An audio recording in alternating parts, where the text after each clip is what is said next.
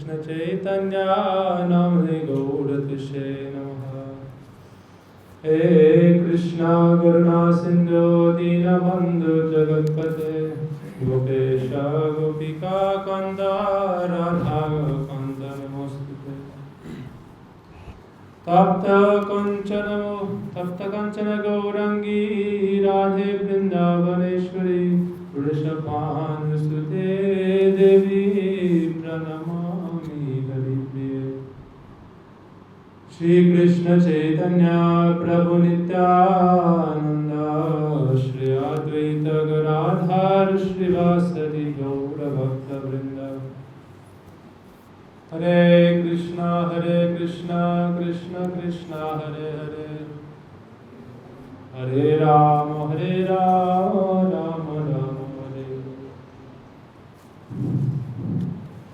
Jai Shri Gurudev Ki Jai Guru Parampara Ki Jai Sarva Santan Hari Bhaktan Ki Jai Gopranande Hari Hari Jai Ekadasi Titi Ki Jai Apara Ekadasi Ki Jai Gopranande Hari Hari. First offer my obeisance countless times to my most worshipful Guru Pada Padma Paramaradham Guru Pada Padma Om Vishnu Pada Stotra Shri Srimad Bhaktivedanta Narayana Guru Maharaj Shri Gurudev. Likewise with the entire Rupa, Guru Varga and all assembled Vaishnavas and Vaishnavis, please accept my pranams. Today we are honoring Sri Apara Ekadasi Tithi. It's a very important day. Ekadashi day comes every 11th day of the lunar fortnight. Another name for Ekadashi is Gyadasi Devi. Gyadasi means she who is the goddess of the sacred number 11. And this is referring to the 11 senses, but we shouldn't think this is just referring to the material senses.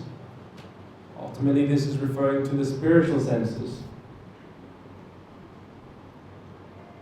Gurudev was giving a lecture where he was talking about this conception that we should not think the spiritual realm is without form or without feature, without attributes. Gurudev said that in Shastra sometimes they say, that world is arupavad, without form. But Gurudev said actually we should not think of it like that. It means has some very special, unique features, which is transcendental. So people say, what does it mean to be transcendental? Transcendental means something that is beyond the realm of our gross material senses, what we can see with our eyes, with our material vision, by sense of smell, sound, that which is beyond these things, aparoksaja, that is transcendental. So this Ekadashi is Apara Ekadashi. Apara means, again, that which is above or beyond. In the Bhagavad Gita, Krishna clearly makes a distinction between what is prakrita, material, and what is aprakrita, transcendental. And he says, in Shastra it says, prakrita vastu nahi aprakrita gochar. That material things, they cannot grasp transcendental things. That's why it said, Atashi Krishna namadi na bhavit graya midriya seva mukhihi jivado swayam evas puratyada. That which is transcendental, or even Krishna's holy name, the transcendental sound vibration, Krishna, that is transcendental sound vibration. So when we hear it with our material sound ears, then we are hearing, and this holy name is pure. Nama Chintamani Krishna's Chaitanya Rasa Vigraha. The holy name is eternally pure. Purna Shuddha Nitya Mukta Vinatvam Nama Namina. But it is described to be like the sun. The sun is eternally effulgent. The sun never has a cloudy day. Right? Like sometimes we get a cloudy day. Or in some areas in the world, you may not see the sun for a few months. But that doesn't mean the sun isn't shining. So the holy name of the Lord is eternally effulgent, eternally present. But when our senses are covered over by illusion, which is like the clouds, Maya, then this creates some distance between the spirit soul and the transcendental reality. So the spirit soul is a particle of that spiritual realm though, Satchidananda. But now the question is, why are we bound in matter and why are we very far away from that transcendental source, that transcendental substance? So Krishna, in this verse it says, Ata Shri Krishna Namadi Na Bhavet Grayam Indriya. The holy name Shri Krishna and transcendental vastu, transcendental things, they are not able to be grasped by the material mind and senses. But, what is the method? Sevan Mukehi Jivado. By performing seva, Svayamevas Puratira. Gradually, your own body will become spiritualized. And then it will become like, as if transcendental. And then that's the intermediary stage. After that, eventually, after giving up this body, you will become transcendental. Like the story of Narad Rishi. Lord Narayan appeared to him for a brief moment. And then he said, I will not be able to reveal myself to you because now you're still in this material body. But if you practice sadhana, then upon giving up this body, then you will achieve a transcendental body and you will always be with me. So, by the process of seva or bhakti, then we can spiritualize the senses. This is how we properly follow Ekadashi. Spiritualizing the senses by following the limbs of bhakti is how we can properly follow Ekadashi. So Ekadashi, she is described to be like a mother, Bhakti Janani. She is described to be the mother of bhakti. So the mother means that she is who is giving us a spiritual birth. How is she giving us spiritual birth? Janma Adiyasya Yata. To give spiritual birth, we must come into her shelter, and then the soul, which is now like in a seed form, needs to be placed in that fertile soil. What is the fertile soil? Sadhu Sangha, association of devotees. So this is what our process is. The soul is described to have material senses now. But these material senses are leading us into Maya, into illusion. So we approach Bhakti Devi in her manifestation as Ekadashi, and we take shelter of Ekadashi, and then we become fixed, Sthanistita, fixed in one place, in Sadhu Sangha, in fertile soil. Like you want a seed to sprout, take shelter of some fertile soil, and then you should water it. What is the water? Shravana Kirtan Jali Korye Sinchan Tabe Mulata Goloka Vrindavan. If you water that seed with hearing, chanting, following the process of bhakti, then gradually that seed of the Atma, the soul, will sprout. Then you can realize your spiritual senses. So Gurudev makes that point that just like we have material senses, we should understand that that is some kind of perverted reflection of the spiritual realm. All the scriptures proclaim that the Lord manifests living entities in His image, especially human beings.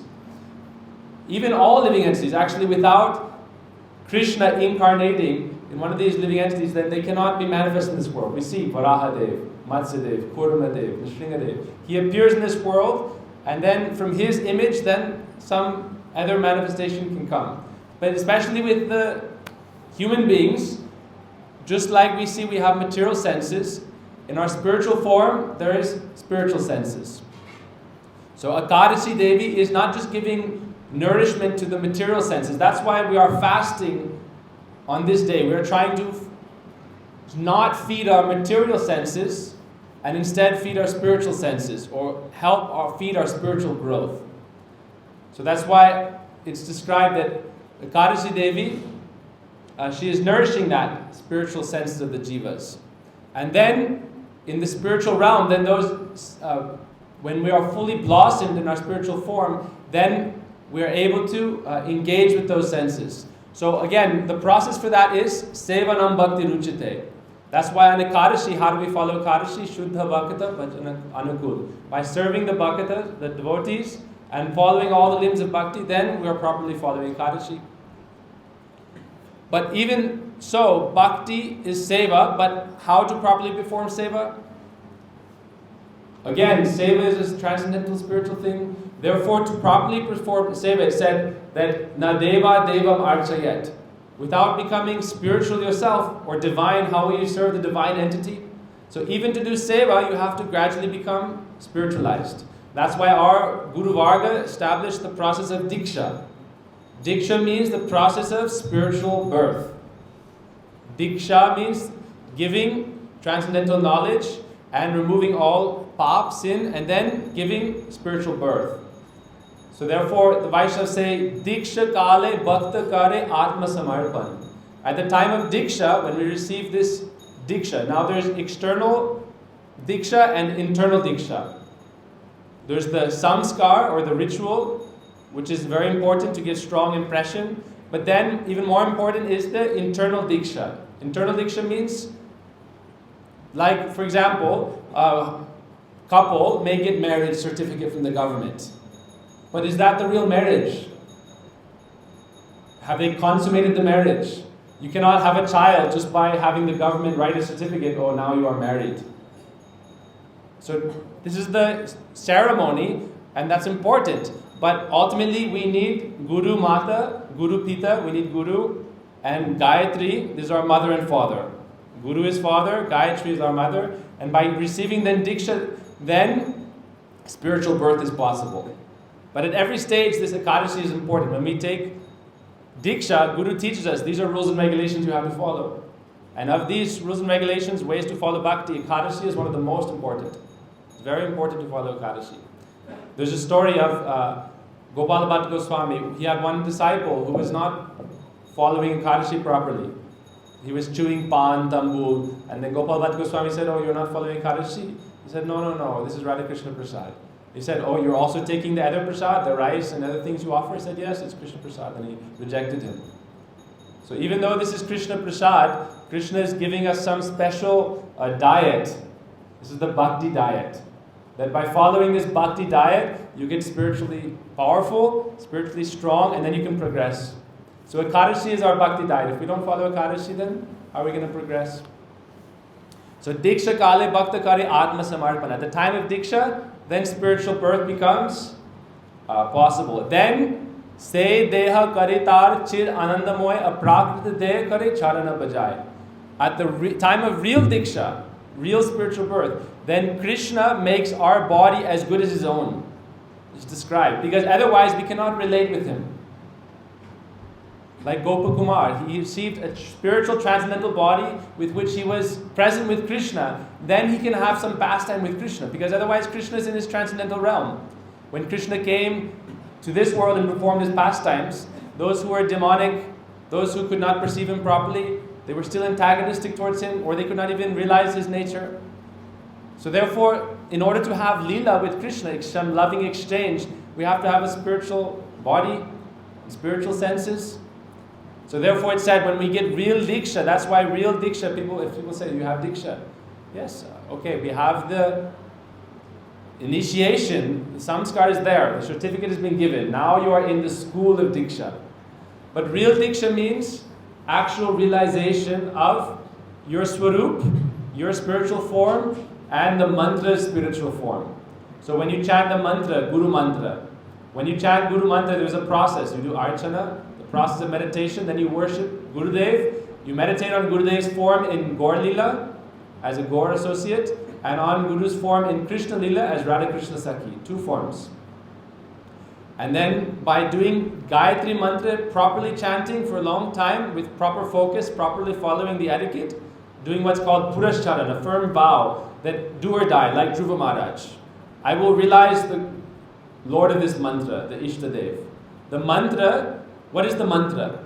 The mantra is names of the divine personality, and then special words that help purify the body and the subtle body and help you become spiritualized, like Om, Swaha, Namaha, Kling. So, but the rest is names of the Lord and then ways of like offering the self to the Lord. So therefore, when we chant Guru Mantra, we should realize Guru's form. Then Gaur Mantra, we realize Gaur's form. Krishna Mantra, we realize Krishna's form. Kam Gayatri, Radha Krishna, Jugal Swarup. Then this is real Diksha. When we perceive that form, this is then realized knowledge. This is real Diksha. When we can sit in our meditation and in the temple of the heart, the Hriday Mandir, then we can be in full samadhi, full absorption in antardasa, full internal absorption. At that time, the body is just like a structure. The body then becomes a deity, like an idol. But the Atma then, when it sprouts, the seed sprouts, and through watering it with hearing and chanting, that sprout, that creeper goes all the way to the spiritual world in a subtle form. Then, so we can, when we're doing proper meditation, chanting Harinam or chanting Gayatri, watering, like even hearing Harikatha, or speaking, doing Kirtan, this is all watering the soul and the creeper of bhakti, the creeper of devotion. If you properly water that and you uproot the other weeds, anarthas, this is also very important, uprooting the weeds, so that the water is not going for choking out the real creeper, right? So then by doing this sadhana, spiritual practice, the creeper of devotion and the Atma, which is interwoven, pierces through the material covering of the universe and goes to the spiritual sky. And then in the spiritual realm, all the way to Goloka Vrindavan, and a fruit will ripen then on that creeper. And that fruit will ripen, it will be according to the rasa you are in. What type of fruit will ripen? Are you a mango tree, banana tree, guava, chiku? According to your rasa, then some kind of fruit. What is that fruit? Prem fal. That fruit is prem. And then in your meditation, when that fruit ripens and is fully matured, it itself will fall. And it's described that the sadhak will then relish that fruit in this body. And that time then, pratipadam purnamrita swadhana. At that time then, every step in our sadhana becomes joyful. Because we're always relishing that fruit of prem. So this is but now how can we develop that? Then we follow the process of bhakti, we follow Ekadashi, we take Diksha, we chant Harinam. We have to follow the gradual process step by step. So as we're going in this path, there's some dangers that come. Right? Many dangers, especially in the, Gurudev would say in the West, that this is a very critical time. Gurudev would say many times, this is a very, very dangerous and a very critical time. The stage of anartha nivritti. Now I'm trying to overcome my different unwanted desires, material desires. This is the most dangerous time. Once you're in nishtha, firm faith, ruchi, taste, ashakti, deep attachment, rag, at that time there's not so much danger. Some danger, like Bharat Maharaj, even to the stage of bhav. But even that, he very quickly progressed afterwards. 1-2 lives only. What to speak of millions of lives in samsara. That's 1-2 life, no problem. But if you're going through anarthas, this stage is very difficult, very dangerous. Therefore, especially this time, we have to be very sober and very dhiras. Dhiras means very sober. Krishna says in the Bhagavad Gita, dhiras tatra naguyate. Someone who is very sober, very grave, they will not become bewildered. You have to be very intelligent to understand and separate your material desires from your soul spiritual desire. Understand that the desire of my senses is not the desire of my true self. This is Maya misleading me. Ultimately, this is my material mind, uncontrolled mind, leading me towards gross sense pleasures. So Gurudev once he gave a nice example. We were translating this class some months ago. It just came to mind about Ekadashi. Gurudev wasn't speaking about Ekadashi, but it's a very nice example that we can apply to Ekadashi. Gurudev was speaking in Australia, and he said that this is in 1997, I think February. So Gurudev told the pastime that Krishna once was going in the forest with the cows and the cowherd boys. Cows, and cowherd boys. So when Krishna is in the forest, each part of the day corresponds to a part of the development of bhakti. So this Prata Lila, morning pastimes, and then Pradosh Lila, in the mid-morning pastimes before noon, before Madhyanik midday pastime. This is the time when Krishna is first grazing the cows. And this corresponds to Anartha Nibritti, the time of trying to overcome our anarthas. This is for the sadhaka. In the spiritual realm, this is a different kind of thing. But for the sadhaka, this time of Krishna's pastime, for us, the practitioner, this represents crossing over the anarthas. So then Gurudev told a story. He said, once Krishna was sitting with his friends at Mandirvat. Mandirvat means a very big banyan tree. The branches were so long that they would cross over to the other side of the Jamuna. From one side to the other. At that time, Jamuna was very wide. So they were sitting there and they were taking some snacks. And they were talking and playing Krishna and the Sakas.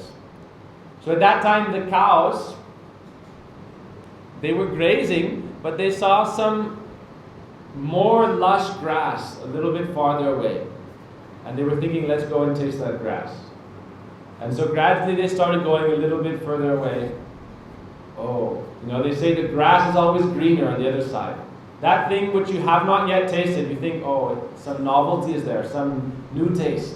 So you want to taste it. Especially, like brahmachari, I've never been married, what is it like? Or grasta, what is it like to be a sannyasi? We always want to taste something new.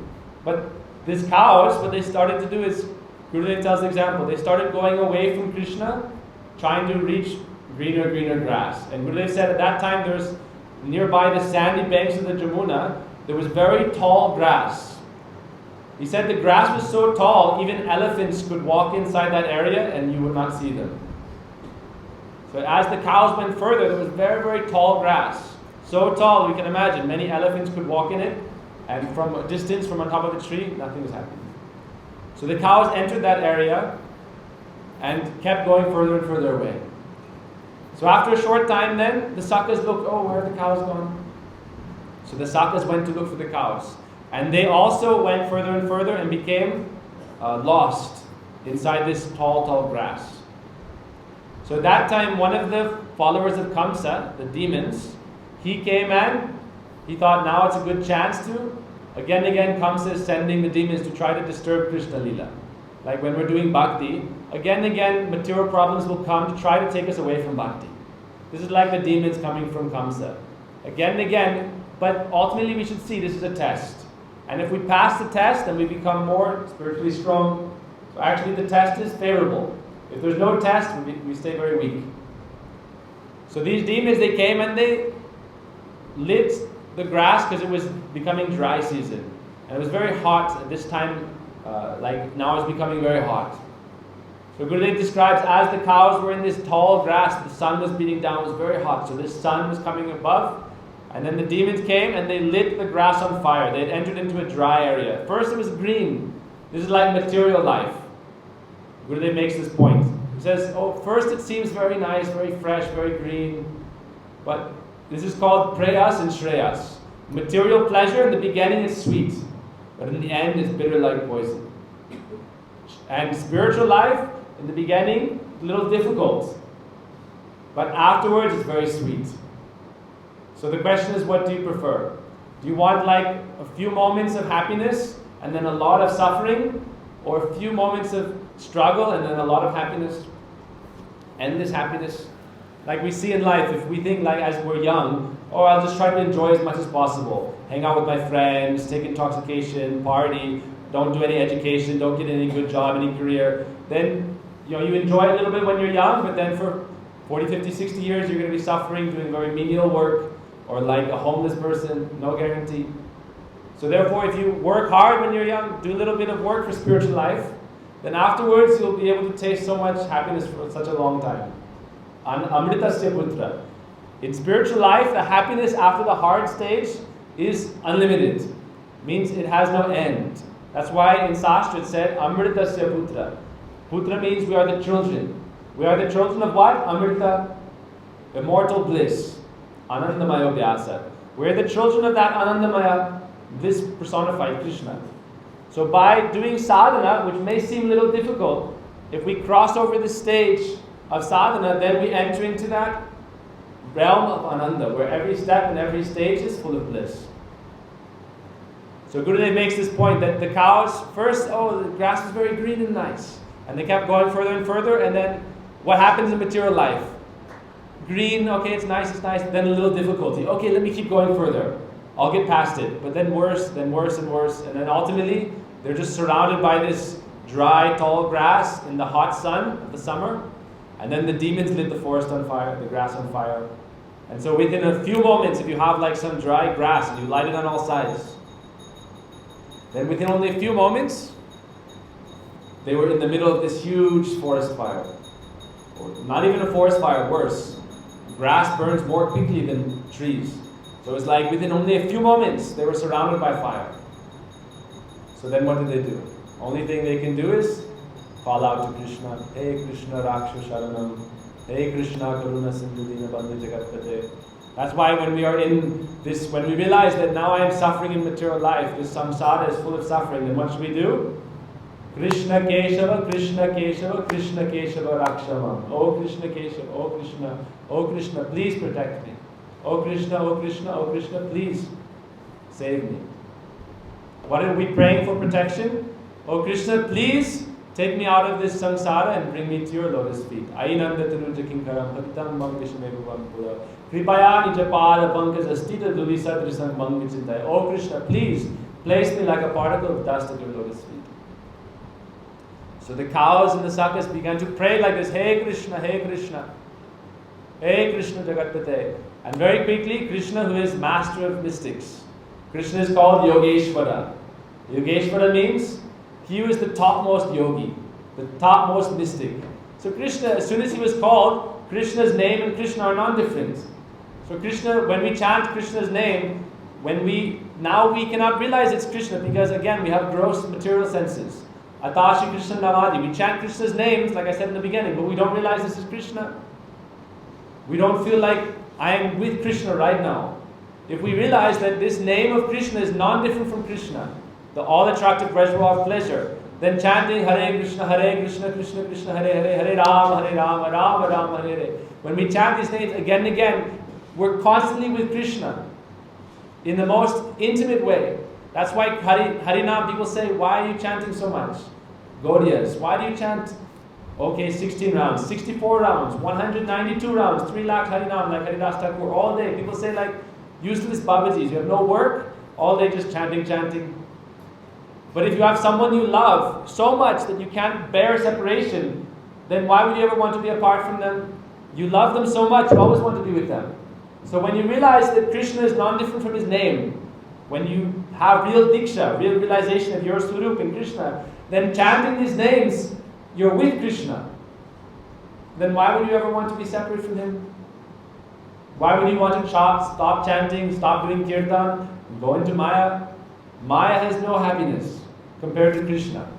Maya happiness is like, it's not even calculable, the difference between happiness in Maya and happiness with Krishna. It's described to be like this perverted reflection. Very gross and insignificant, and ultimately doesn't give real happiness to the soul, because material pleasure cannot give happiness to the soul, because the soul is spiritual. It's only giving some relief to the senses who are eager to taste the objects of the senses. You want to enjoy through the senses because that is their nature. You like to smell nice things, you like to hear nice sounds, you like to taste sweet things, you like to touch nice things. But this is only the senses objects, it has nothing to do with the Atma. But when you are spiritually connected to Krishna, chanting his names, one connected like that in communion with Krishna, or doing Gayatri or Kirtan, then that Ananda you taste at that point, you cannot even imagine its power. That Ananda will take you to the spiritual world. That Seva or that Premananda. So but now when the cows called out to Krishna and the sakas called out to Krishna, chanting Krishna's name, Yogeshwara Krishna, being non-different with his names, immediately appeared. And then what did he say? He said, don't worry, just close your eyes for 1 minute, 1 moment, just a moment. So what does it mean now, close your eyes? There's different interpretations. First of all, the cows, Gurudev says, the cows represent the indriya, the senses. And so following Ekadashi means, now Ekadashi, she is our mother, she's our guardian, she's our nurse. We're like in the daycare center of Ekadashi. Like we're spiritual babies, spiritual infants. Now our Guru has given us in daycare, and Ekadashi is going to take care of us and help protect our spiritual senses and help them grow and nourish them. Now the point is that the cows, they represent, go means indriya. Go means cow. Go means senses. Like we say go das, servant of the senses, or go swami, master of the senses. So go means the senses. So Gurudev makes this point, when we let the senses go away, far away from Krishna, chasing after the mirage of material happiness, looking for the greener grass, thinking, oh, I'll be able to enjoy more, and going farther and farther away, trying to enjoy, ultimately what happens? When we become in a very difficult situation, what do? Now, even if in spiritual life, if we have a little bit of sambandha, a little bit of relationship, even we go far away, if we remember Guru and Vaishnavas and remember Krishna, then Krishna is still very close to us. Guru and Vaishnava is still very close. That's why Raghunath Das Goswami says, oh, asat chesta kasta pradavikata pasali garima. My senses are always engaged in materialistic, gross sense pleasures, activities, asat chesta. And this activity is like, because I'm doing these sinful activities, then all the different enemies of the soul in this path of spiritual progress are binding my neck like dacoits on the road of life. So what should we do? Futkara. We should call out to those great generals of devotion. We call out to Guru and Vaishnavas and to Krishna, then they will come and protect us. So even if we go into Maya, if we can remember once Krishna, we call out Krishna's name or Guru Vaishnava's name, they will come. There's stories of disciples of Swami Prabhupada who left and became engaged in like very low class, like materially speaking, low class activities. You know, so many kinds of things. What can we say? But when they became very sick and were dying, like different bad diseases from kind of gross sense pleasures, then I've heard this story from devotees that they were calling out Prabhupada. At the time of their deathbed, they were surrounded by their family members, not even devotees. And they were about to leave their body, and then they began to chant, oh Prabhupada, oh Prabhupada, oh Prabhupada. And the family members said, what is happening? He said, oh, Prabhupada has come. He's holding out his hand and he's taking me with him. And Prabhupada said, do not worry, I am here with you. How merciful. Even we go very far away, if we have a little bit of relationship in this life, that's why the most important thing in this life is developing a little bit of sambandha, a little bit of relationship with the Vaishnavas, with Gurudev. Because without relation to Guru and Vaishnavas, Krishna is very far. Krishna se tomar, Krishna dide par, tomara shakati ache. Amito kangal, Krishna Krishna boli daitava pache pache. When we sing this prayer, O he Vaishnava Thakura, Doya Rasa Gora, Edasi Karuna Kori, we pray, oh, you have Krishna. You have the power to give Krishna. He is your property. Krishna dite paro. You can give Krishna. Therefore, I am like a beggar running behind, following your footsteps, saying, Dai Krishna Krishna Boli, chanting Krishna's names, running behind your footsteps, praying, oh, please give me this Krishna Naam, Premadan. Please give me this attachment for Krishna Naam. So Gurudev makes this point that the cows were the senses, the go, they went far away.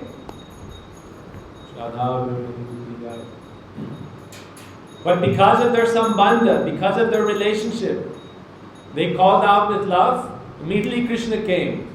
This is like us. So in sadhana, sometimes we go far away from bhakti, but we remember Krishna, remember Guru Vaishnava, and they'll come. But then they will say, close your eyes. Krishna said, close your eyes. So there's different meanings. One is that Krishna knows that before, when his friends saw him eating clay, dirt, and later they told Mother Yashoda, oh, Krishna is such a naughty boy, he's not eating what you send him for lunch, instead he's eating soil. In this world, sometimes kids will like to eat dirt, and they get so many like bacteria in their stomach, so many worms, sick, malnourished, like so many bacteria in their stomach. So mothers, they hear the child is eating dirt, they get very upset, and they will chastise them. You know, make them like eat soap, taste soap or something, some impression to punish them. Don't eat dirt. So the Sakas before, they were tattletales. They told on Krishna. And so Krishna thought, I have to tell them to close their eyes. Otherwise, before I was eating some dirt, but now if I swallow the whole forest fire, then what will they say to Mother Yashoda? Mother Yashoda doesn't think I'm God. She thinks I'm just her baby boy. So Mother Yashoda will hear the Sakya say, oh, Krishna swallowed a fire. And she'll be so afraid. So Krishna said, close your eyes. But also it means that we have to, when in sadhana, sometimes we have to accept with faith. This means, Srila Bhakti Rakshak Shirad Maharaj would say that we have to take the leap of faith. In initial stage in spiritual life, we have to take some leap of faith. That means, okay, Krishna, Gurudev, first, what is that leap of faith? First, Gurudev says, learn all Tattva Gyan, learn all Dasmula Tattva, learn all the philosophy very nicely. Learn everything very nicely. Then this becomes fixed Shraddha, fixed faith. Before it's very weak. Until you have spiritual taste and Shastriya Shraddha, Paramarthik Shraddha, faith based on the scriptures, then your faith is very weak. So study everything, but then you have to take a leap of faith still. Because it's transcendental, you cannot perceive it with your senses. So you take a leap of faith, then, if you really sincerely take that, then what happens? The Sakhas close their eyes, and then Krishna said, okay, you can open your eyes again. And they opened their eyes and they saw, here we are on the bank of the Jamuna under Bandevat tree. Here are all our cows and calves. Here's our lunch. Now we are taking prasada. And that suffering that they were in, that davanala, that forest fire, became just like a dream. So we are all in this forest fire. Samsara davanala lida loka. Pranaya karunya ganaganatvam. We pray to Srila Gurudev, Vande Guru Shri Charanaravinda. By the mercy of Gurudev, then this samsara davanala will be extinguished. Then we will come into that spiritual realm. And then it's described in scripture. Even though we've been suffering in this world for millions of lifetimes, in samsara, in this davanala samsara, bhava samsara, this forest fire-like material existence, as described in the Bhagavatam, when you achieve your spiritual form and enter that spiritual world, it's described to be just like a dream. You wake up, and then it's like a nightmare. And when you have a bad nightmare, after a short time it begins to fade away. Like in a dream, you're being chased by a tiger and about to be eaten. When you wake up, you may be like sweating, a little shivering, a little scared, but you see after, no problem. And you go on with your daily activities.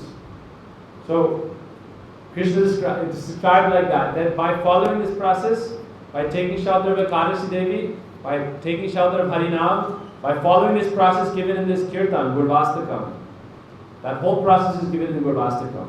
That's why it said, Sri Sandam, that if we chant this Gurvastakam song and follow this process, then we'll be able to cross over this samsara. By doing Krishna Kirtan, Vigraha Seva, Mahaprasad Seva, Radha Krishna Jugal Seva, Guru Seva Indri Kunj, realizing Gurudev Shakshat Haritvena, realizing that without Guru's mercy we cannot get Krishna's mercy.